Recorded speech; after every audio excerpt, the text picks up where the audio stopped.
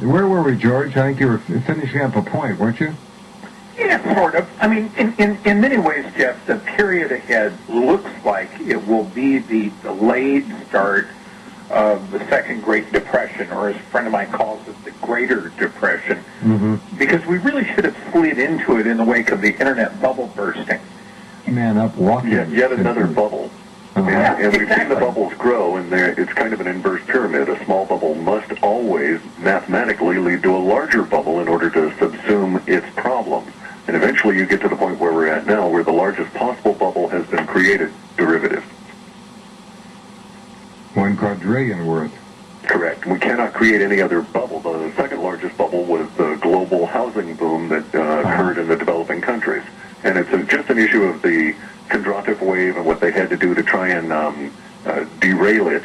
And they were even talking about, oh yeah, we could have fixed the previous depression if we'd only had $5 billion to recapitalize. But you get real money these days, and especially when you've created all these huge bubbles and the whole world is dependent upon it. You just don't. The real structural problem right now, Jeff, is that this $700 billion, which really seems like I can't find a limit to it. It's like it's 850 on paper and 1.8 trillion in reality. It's one more massive insult to the American public, one more ripoff, one more theft before things get real ugly this winter. That's all it is. Yeah, exactly. And having gotten to this point, we literally are on the verge that happened in the 1930s. We got out of it. We stated we should have had more severe problems on the backside of the Internet bubble, but the timing of 9/11 was such that the Bush administration was able to spin things into a general war on Islamic fundamentalism. Right. The total fraud war on terror. The orchestration of 9/11, not the timing, if you'll go with me with that, that far. Sure. But what that did, that gave us a hell of a spending bump. That was like the worst progress administration. Well, then they also changed policy, George, to back in that, and they created the situation where we had a shifting down of dollar rates for employment, and we had the large sucking sound as we pulled across hundreds of, or millions of illegals into our country, which put housing pressure on the whole economy throughout the entire nation.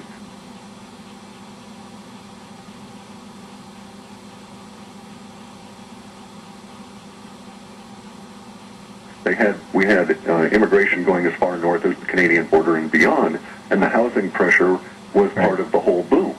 35 to 40 million illegals now from over 70 different countries. And they could all get loans from Freddie and Fannie. Yep. And free medical care for the most part. Free education, free medical care, free food, free housing, you name it. So it cut the basically the underpinning out from the social structure. It altered the social contract in many small towns. It changed things radically, and they did it in essence to keep the housing boom going in order to have that bubble go, which in turn supported the next bubble up, which was the collateralized housing obligations in all their plethora of plenitude and different forms. Right. Adjustable rate mortgages, of course, were incredibly metastasizing chaos. Lawyers, loans, all of it, yeah. Yeah, sure. And let's not forget realtors who were after that 6 or 7% commission. Let's not forget mortgage lenders.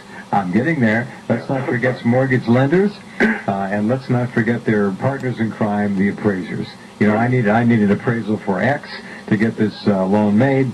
Can you help me out? I mean, it's these people. It's a good old boys network all the way. I don't care where you are.